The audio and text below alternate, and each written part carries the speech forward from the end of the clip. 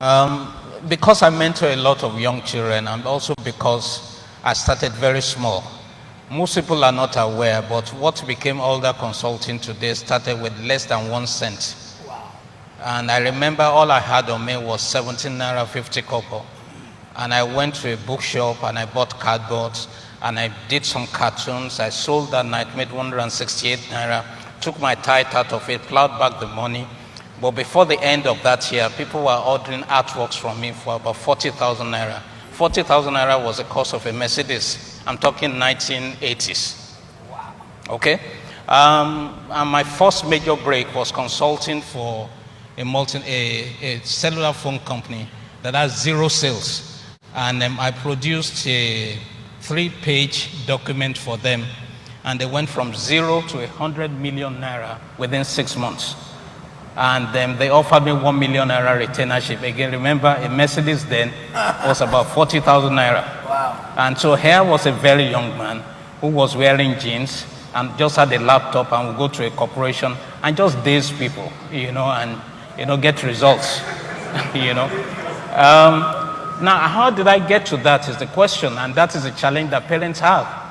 Now, when I was a young boy, I used to do a lot of cartooning. I used to do a lot of drawing. Now, if you sat down with me at that point in time, you will say this boy is going to end up an artist.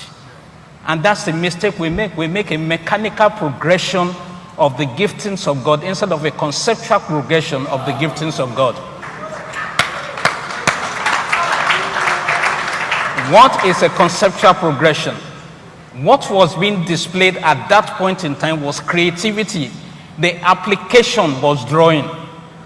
So I could design furniture, I could cartoon, and so what I do now is that companies come to us and we conceptualize ideas for them, create products for them, show them how to increase their market share. It's still creativity. So parents, if you see your child drawing, that is not where he is going. That is the application in which he could handle at that point in time. Allow him to be. That guy is the same thing Joseph had. He could create nations. He could conceptualize economies. Creativity knows no bounds. And the first introduction of the creative genius in the Bible, Jesus, is creativity. In the beginning, God created. So never ever deny your children creativity. Allow them to think. Allow them to read. I said something. I said you have to be the total man. You have to be the Renaissance man. The problem with Christians, and it's a shame, is the fact that they limit themselves to what they read. You are supposed to understand philosophy. You are supposed to understand economics. You are supposed to understand the humanities.